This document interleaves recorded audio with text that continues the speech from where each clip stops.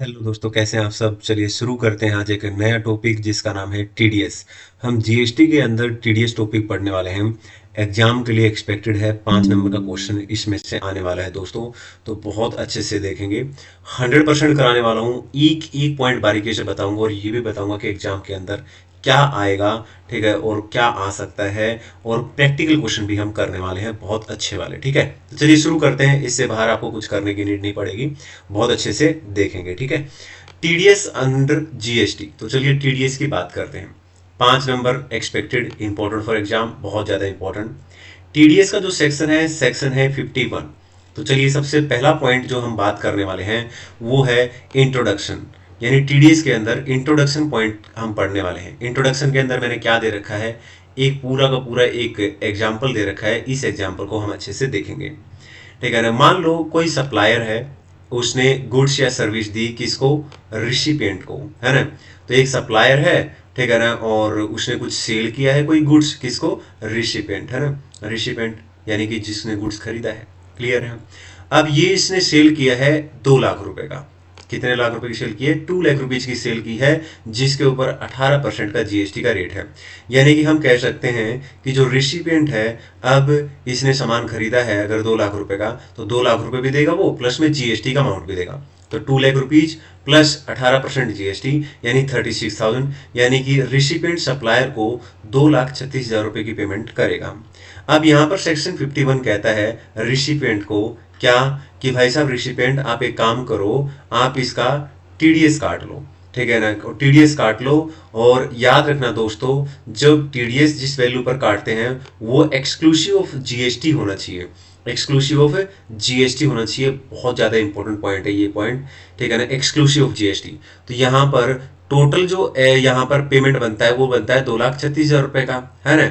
लेकिन इसमें जीएसटी कितना है, 36,000। तो एक्सक्लूसिव जीएसटी यानी 2 लाख। तो 2 लाख रुपए पर 2% से रिसिपेंट टीडीएस काट लेगा। तो 2 लाख पर 2% यानी कि 4,000 रुपए यहाँ पर रिसिपेंट टीडीएस काट लेगा और इसको डिपॉजिट करा देगा दोस्तों, किसको, गवर्नमेंट को, ठीक है। और बाकी का जो पेमेंट है, ठीक है, वो किसको दे देगा, सप्लायर को दे देगा। यानी 2 लाख में से 4,000 रुपए अपने पास रख लेगा टीडीएस के रूप में, और वो 4,000 गवर्नमेंट को दे देगा। बाकी 2 लाख में से 4,000 माइनस कर दो, बाकी का अमाउंट प्लस में जीएसटी का अमाउंट, ये दोनों मिला के रिसिपेंट किसको दे देगा, सप्लायर को। सप्लायर क्या करेगा दोस्तों, सप्लायर ने रिसिपिएंट से जो 36,000 रुपए जीएसटी चार्ज किया है, ठीक है ना, वो गवर्नमेंट को जमा करा देगा।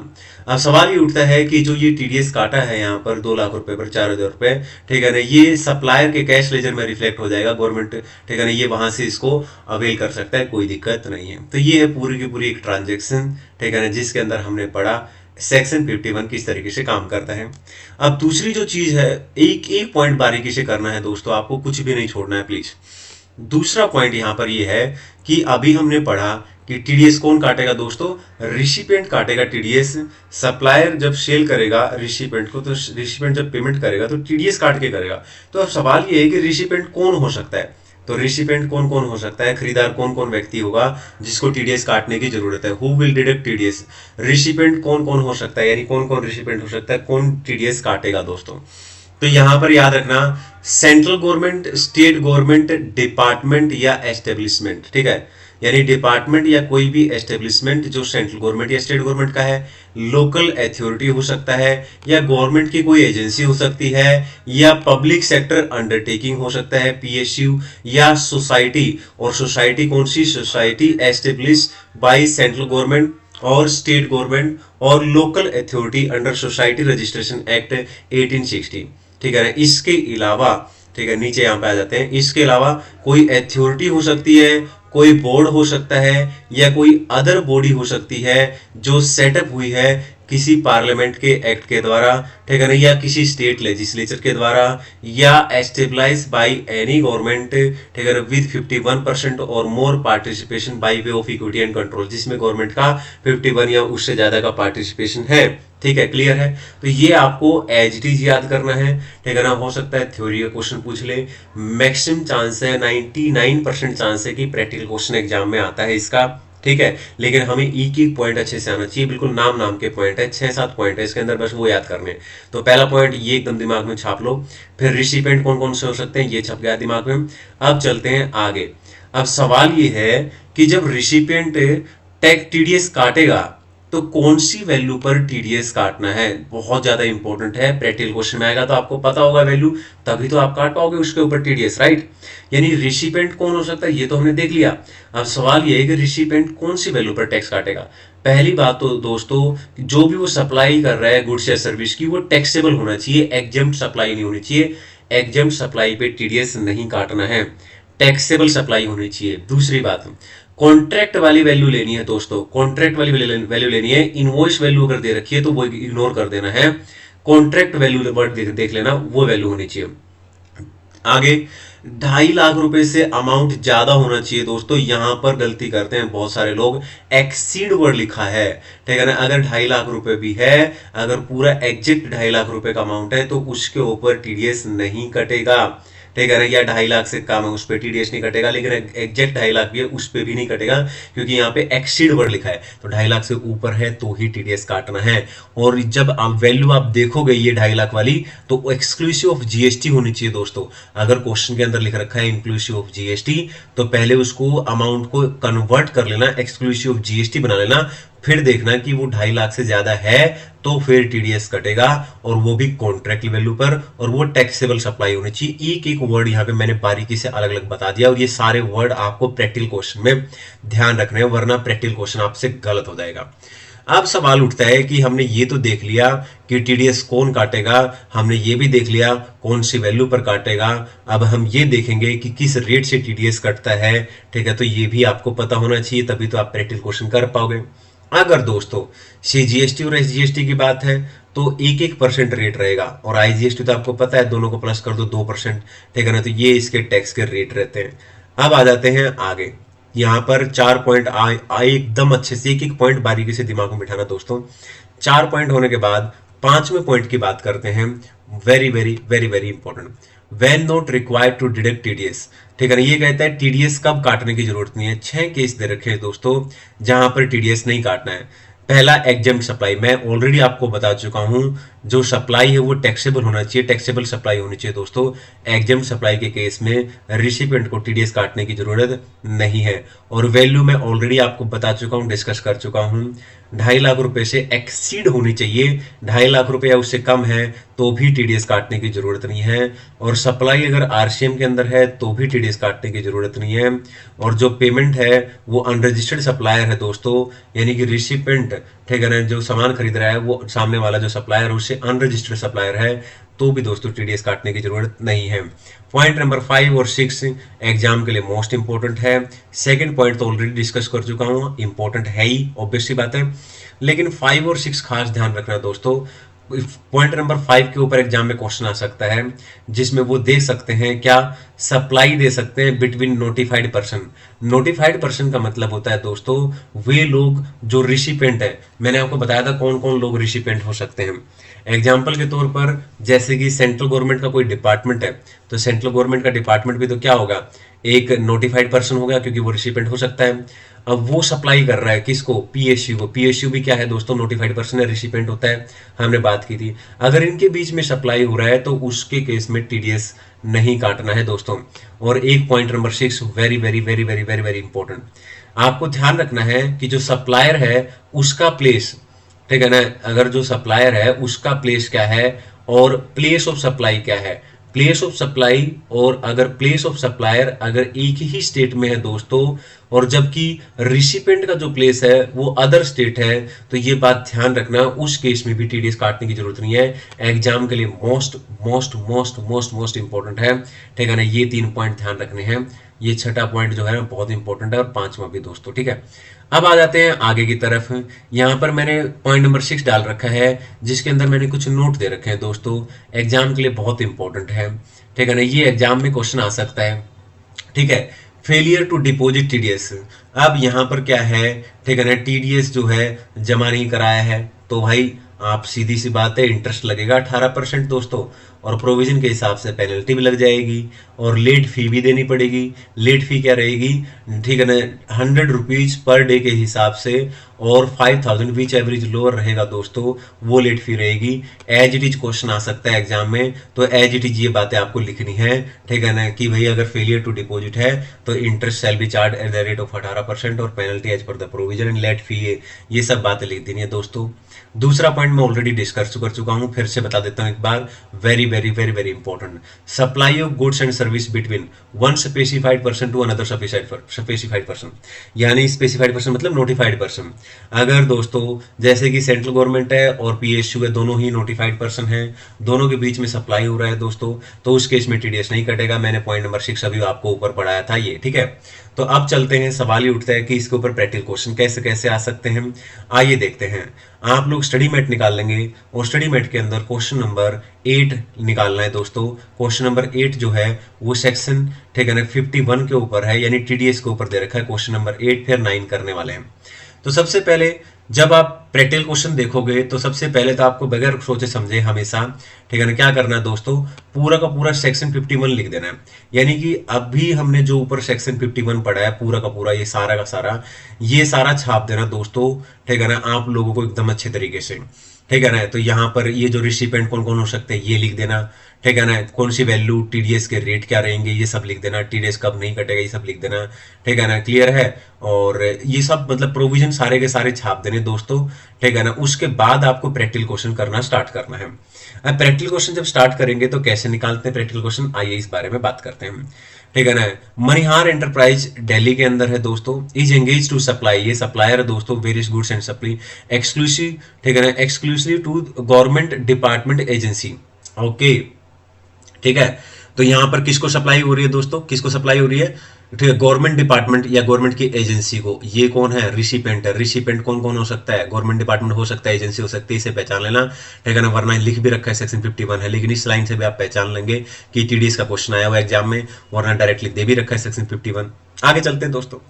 It has been provided information relating to the supply made their contract value, मैंने पहले ही बताया था दोस्तों, वैल्यू कौन सी होनी चाहिए, कॉन्ट्रैक्ट वैल्यू होनी चाहिए, इनवॉइस वैल्यू नहीं देखनी है। इसने वैल्यू दे दी है कॉन्ट्रैक्ट वैल्यू, और पेमेंट ड्यू है वो भी दे दी है यहाँ पर अक्टूबर मंथ के हिसाब से। चलिए देखते हैं। बस इसमें एक तो ये बात ध्यान रखना दोस्तों, ठीक है ना, कि सप्लायर जो है दिल्ली का बंदा है, ठीक है ना, बस इतनी सी बात है, बाकी सारी चीजें कुछ नहीं है, इसमें सब कुछ एकदम टू द पॉइंट दे रखा है, ठीक है। अब यहां पर चलते हैं आगे की तरफ। देखो दोस्तों, एक बात आपको ध्यान रखनी है हमेशा, अगर कभी भी आपको कॉन्ट्रैक्ट वैल्यू के साथ साथ अगर इस तरीके की लाइन लिखी मिलती है, क्या कि पेमेंट ड्यू है अक्टूबर मंथ में, ठीक है ना, किसी भी मंथ का जिसको जो क्वेश्चन दे रखा है, तो याद रखना है कि टीडीएस का रेट है ना, इस वैल्यू पे मत निकाल देना, कॉन्ट्रैक्ट वैल्यू पर। कॉन्ट्रैक्ट वैल्यू तो सिर्फ इसमें इसलिए दे रखी है ताकि हम देख सकें कि टीडीएस लगेगा या नहीं लगेगा, 2.5 लाख या 2.5 लाख से ज्यादा का अमाउंट है या नहीं है, उसके लिए, ठीक है ना। ये जो पेमेंट ड्यू है ना दोस्तों, इसके ऊपर आपको 1% या 2% का रेट इंप्लीमेंट करना है, ये बात एग्जाम में ध्यान रखना है, इंपॉर्टेंट है बहुत ज्यादा। अगर ये नहीं दे रखी होती, ठीक है ना, पेमेंट ड्यू, तो फिर हम डायरेक्ट यहाँ पर कॉन्ट्रैक्ट वैल्यू के ऊपर अप्लाई करते, जो कि क्वेश्चन नंबर 9 में मैं आपको सिखाऊंगा कैसे। चलिए अब बात करते हैं 1 बाय 1 करके। सप्लाई ऑफ स्टेशनरी टू, ठीक है ना, फिशरीज डिपार्टमेंट कोलकाता, अब वो दिल्ली है, ये कलकत्ता है, ठीक है ना, तो इंटरस्टेट सप्लाई होगा दोस्तों, आईजीएसटी लग जाएगा 2% का रेट। लेकिन सवाल ये है कि क्या 2.5 लाख से ऊपर अमाउंट है। अब काफी लोग इसमें गलती कर देते हैं कि हाँ 2.5 लाख से अमाउंट ऊपर है, मजे आगे भाई, सही है, लेकिन दोस्तों आप ऊपर ध्यान से पढ़ना, क्वेश्चन को बहुत ध्यान से बारीकी से पढ़ना है। मैंने आपको बताया था वैल्यू जो है वो एक्सक्लूसिव जीएसटी होनी चाहिए, ये इंक्लूसिव जीएसटी है दोस्तों। तो 2,60,000 में से, ठीक है ना, एक्सक्लूड करना पड़ेगा जीएसटी, इसमें इंक्लूड है जीएसटी। 2,60,000 में जीएसटी का क्या रेट है, जीएसटी का रेट है 18% दोस्तों, है ना, 18% है। सीजीएसटी का 9% और एसजीएसटी का 9%, और इसमें तो आईजीएसटी लगेगा, है ना। तो अब क्या करेंगे, यहाँ पर 2,60,000 डिवाइडेड बाय 2,60,000 अपने आप में कितना है, 118%, 118 मल्टीप्लाई बाय 100%, तो निकाल लो वैल्यू, देख लेना 2.5 लाख से कम है ज्यादा है, फिर इस वैल्यू पर फिर आपको 2% रेट लगाना है, क्योंकि इंटरस्टेट सप्लाई है। आइए नीचे आंसर देख लेते हैं कि मैं क्या करने वाला हूं और आप क्या समझते हैं। पहले क्वेश्चन दिखा देता हूं स्टार्टिंग से बिल्कुल। क्वेश्चन नंबर 8 जैसे कि हम डिस्कस कर रहे हैं, मैंने आपको बताया था पहले सेक्शन 51 आंख बंद करके पूरा का पूरा सेक्शन लिख दो, क्या रेट है, किस वैल्यू पे लगता है, कौन कौन से रिसिपेंट हो सकते हैं, वगैरह वगैरह सारी कहानी है, एज इट इज छाप देनी है दोस्तों। उसके बाद आपको यहाँ पे प्रैक्टिकल क्वेश्चन स्टार्ट करना है, ठीक है ना। प्रैक्टिकल क्वेश्चन में सबसे पहला पॉइंट हम कर रहे हैं, पहले पॉइंट के अंदर वैसे ही लिखना है कॉन्ट्रैक्ट वैल्यू जो दे रखा है और पेमेंट ड्यू दे रखा है। उसके बाद यहाँ पर बना लेना CGST SGST और IGST के कॉलम, ठीक है, क्लियर है।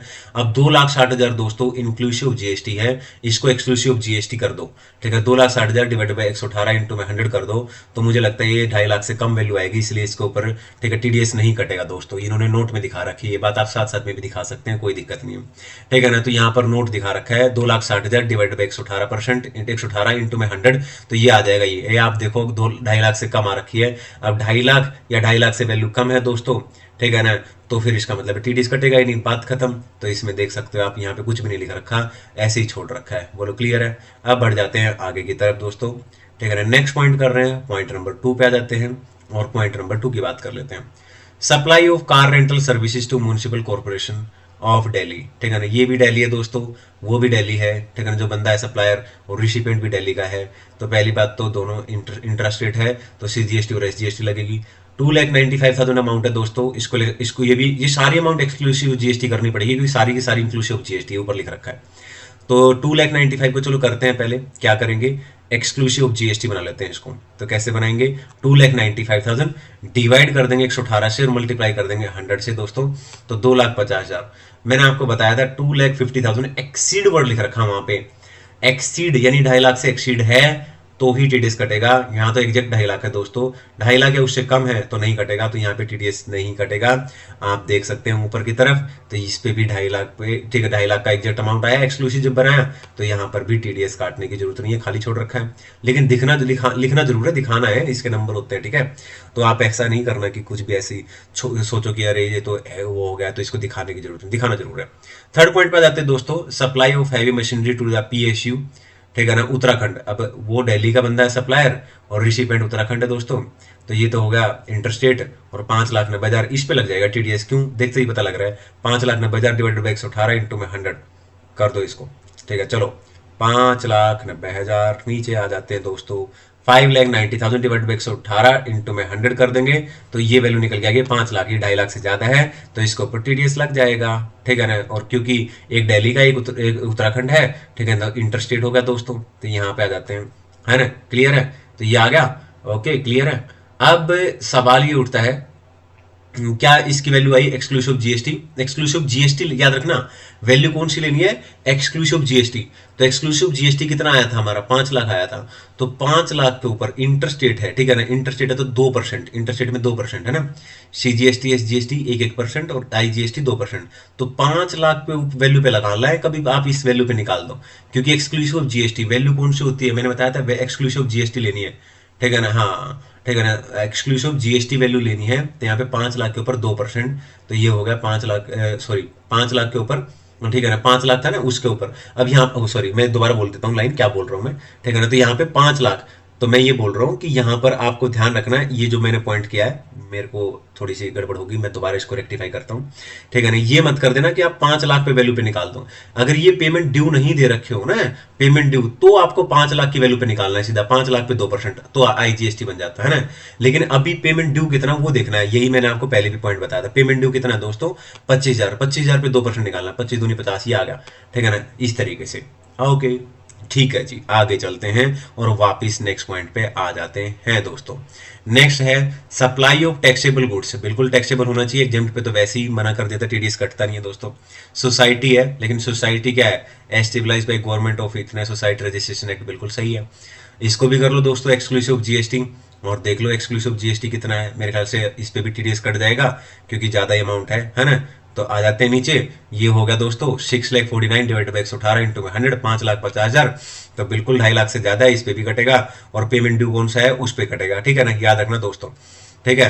तो ये हो गया, यहाँ पे 5,50,000 है, बिल्कुल ठीक है। पेमेंट ड्यू कितना है, 50,000 है, ठीक है ना। अब याद रखना ये भी क्या है, ठीक है, ये भी क्या है, दिल्ली के अंदर है और वो भी दिल्ली के अंदर है, तो दोनों दिल्ली के अंदर है। Society registered Delhi, society Delhi के अंदर है, तो दोनों दिल्ली के अंदर है, तो क्या लग जाएगा दोस्तों, CGST और SGST लग जाएगा 1%, तो 50,000 का 1%। याद रखना पेमेंट ड्यू पे निकालना है, ठीक है ना, वैल्यू पे मत निकाल देना। वैल्यू पे अगर पेमेंट ड्यू नहीं होती ना तब निकाल देते हम लोग।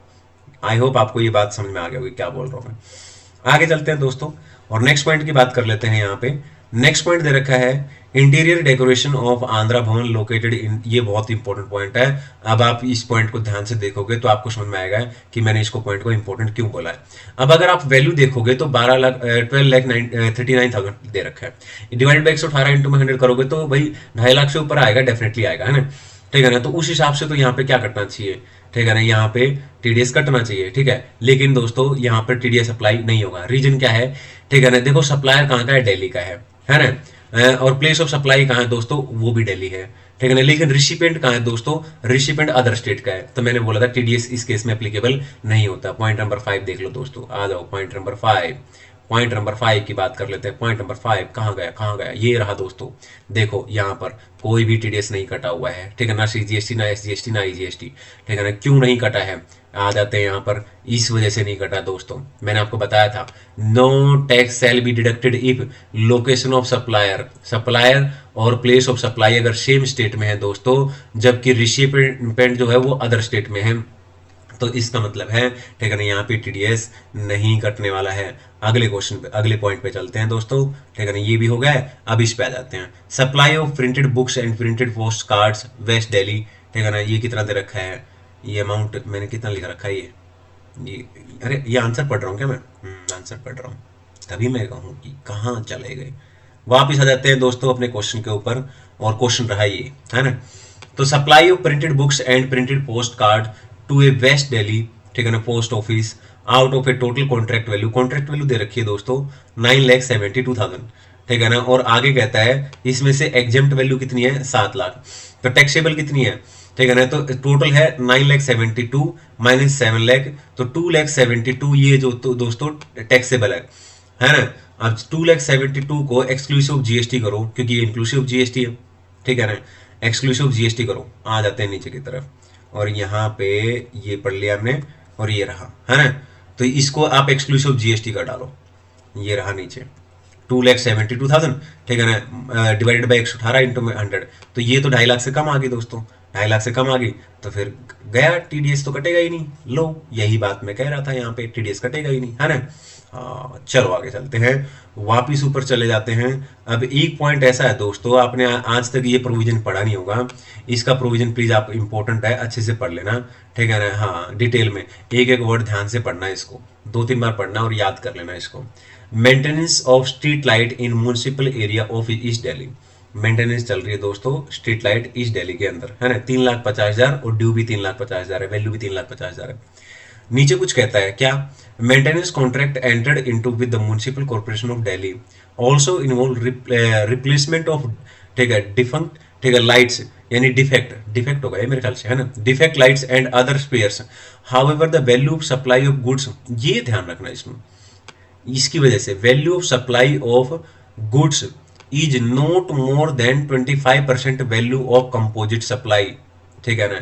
तो इसका मतलब है ये वाली लाइन समझ पकड़ लेना दोस्तों, और ये मैं आपको प्रोविजन दिखा देता हूँ यहाँ पर, ठीक है ना। ये आप आगे आओ, आगे आ जाओ, ये रहा, ये पूरा पूरा अच्छे से रीड करना दोस्तों आपको, अभी के लिए मैं सिर्फ बता देता हूँ, ठीक है ना। Where the value of supply of goods is not more than 25% value of composite supply exempt from GST, क्या हो जाएगा, एग्जेम्प्ट फ्रॉम जीएसटी हो जाएगा दोस्तों। बस ये बात आपको ध्यान रखनी है, और अगले में टीडीएस कटने की बात ही नहीं आएगी, है ना, खत्म। तो ये बात ध्यान रख लेना, बस इस तरीके से क्वेश्चन करना है सारा का सारा, सबका एक्सक्लूसिव जीएसटी का अमाउंट निकाल के दिखा दो, छोटे छोटे प्रोविजन है बस वो याद रख लो। इस पूरे क्वेश्चन बस आपको एक पॉइंट याद रखने का वाला है था, है ना। चलो नेक्स्ट वाले पे चलते हैं, नेक्स्ट क्वेश्चन कर लेते हैं दोस्तों, नीचे आ जाते हैं वापस। अब आप लोगों को क्या करना है, नेक्स्ट क्वेश्चन नंबर 9 बनाना हम लोगों को, ठीक है। क्वेश्चन नंबर 9 बनाते हैं, क्वेश्चन नंबर 9 पहले पढ़ लेते हैं, आप लोग क्वेश्चन नंबर 9 निकालो, तब तक क्वेश्चन नंबर 9 में दिखा देता हूं आपको। ये रहा क्वेश्चन नंबर 9, एकदम बच्चों का क्वेश्चन है दोस्तों। अब तो आपको लगेगा इतना भयंकर क्वेश्चन बना दिया हमने, ये तो कुछ भी नहीं है। तो ये है क्वेश्चन सारा का सारा, है ना। तो अगर क्वेश्चन, ठीक है, वेटेज देखना आपको, क्वेश्चन की वेटेज कितनी है, ठीक है, उसके हिसाब से सेक्शन 51 है, ये सेक्शन 51 छाप डालेगा पूरा का पूरा। और यहाँ पर कुछ क्वेश्चंस हमसे पूछे हैं, आइए क्वेश्चंस की बात करते हैं दोस्तों। क्या क्वेश्चंस पूछे हैं, यस सोपी रजिस्टर्ड सप्लायर जयपुर में है, बस इतनी सी बात ध्यान रखना है, सेक्शन 51 है, डेफिनेटली यहाँ पे कई जगह पे लिख भी रखा है। यहाँ पे कुछ बोल रहा है, ये कह रहा है कि इंडिपेंडेंट केस हम लोग जो 3 केस दे रखे, तीनों को अलग अलग डील करना है, बस बात खत्म। और यहाँ पर सीजीएसटी, एसजीएसटी और आईजीएसटी का रेट दे रखा है, जीएसटी का रेट दे रखा है दोस्तों। टीडीएस के रेट समझ लेना, कई लोग तो इसी को गड़बड़ कर देते हैं कि टीडीएस का रेट अलग है। भाई हम टीडीएस चैप्टर पढ़ रहे हैं, आप लोगों को ये ध्यान रखना पड़ेगा दोस्तों। अब यहाँ पे पढ़ लेते हैं, supply of computer stationery to PSU. PSU कौन है दोस्तों? रिसिपिएंट है ना, तो ये टीडीएस काटेगा या नहीं काटेगा?